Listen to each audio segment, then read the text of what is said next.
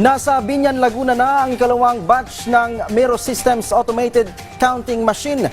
Nagagamitin po yan para sa 2025 midterm elections.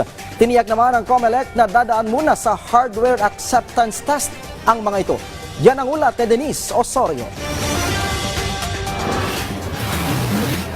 Patuloy ang paghahanda ng Commission on Elections para sa darating na halalan sa 2025. Dumating na sa bagong COMELEC warehouse sa Binyan, Laguna ang ikalawang batch ng Miro Systems Automated Counting Machines o ACM na nasa 8,640 unit. Noong nakaraang linggo, dumating na rin ang unang batch ng 8,640 units na sinimulan ng idaan sa inspection at mayroon pang natitirang mga units sa Bureau of Customs para makabuo ng 20,000 unit milestone ng Agosto. Sa kasalukuyan, meron na tayong 24,000 machines. Yung 17,400 machines, yan yung nakikita nyo lahat dito ngayon. Yung 7,000, yung nasa customs. Pero nasa Pilipinas na. Ilalabas na ng customs yun. So far, nagko-comply ang Miro system sa kanilang commitment base sa ating kontrata, base sa ating kontrata, yung tinatawag natin na milestones. Sa ngayon, tinitignan muna nila ang mga nilalaman ng mga kahon na dapat kumpleto ang makina, privacy screen, mga kable at adapter. Iginiit ng COMELEC na hindi dahil nandito na sa Pilipinas o sa warehouse ang mga unit, ay nangangahulugan na tanggap na ito at aprobadong gamitin sa halalan. Ayon kay COMELEC Chairperson George Erwin Garcia, dadaan pa ang lahat ng mga makina sa tinatawag na HAT o Hardware Acceptance Test na magsisimula sa September 11, kung saan makikita kung tama ang hardware components nito. Iba pa ito sa pagtetest ng software or source code review, sa stress test, sa LAN test, sa pagdedemo at sa international certification. For your information, may ginawa pa rin po ang COMELEC. First time. Hindi po tayo umasa lang sa international certification, Ma'am COA.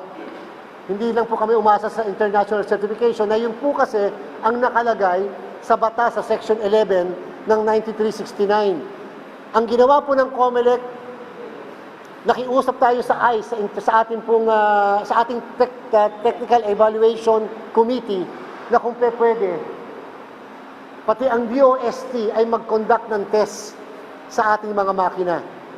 Meaning, kung ano yung kakayanan ng DOST, naniniwala tayo sa kakayanan ng DOST natin na mag-test ng ating software, lalong-lalo na. Baka kaya din ang hardware, ay baka pwedeng matest para kahit paano may counterpart, may counter-check ang bawat isa.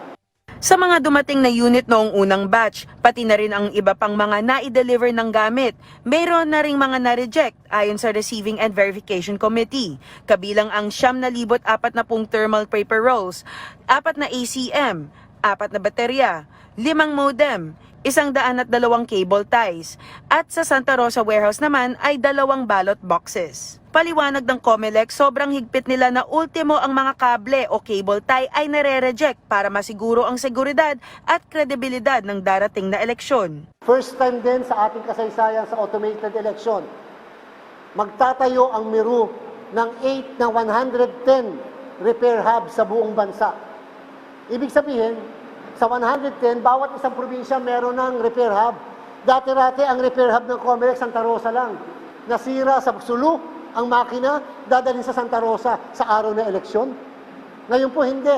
Bawat probinsya may isang repair hub. Pinakaunang pagkakataon ngayong taon na papadalhan ng ACM ang lahat ng syudad ng Pilipinas para sa demo at testing para mabigyan ng sapat na kaalaman ang mga botante sa bawat sulok ng bansa. Bibigyan din ng prioridad ang mga may kapansanan o persons with disabilities, mga matatanda at mga nagdadalang tao at ang kanilang carer or guardian sa pagboto sa susunod na halalan. Denise Osorio para sa Pambansang TV sa Bagong Pilipinas.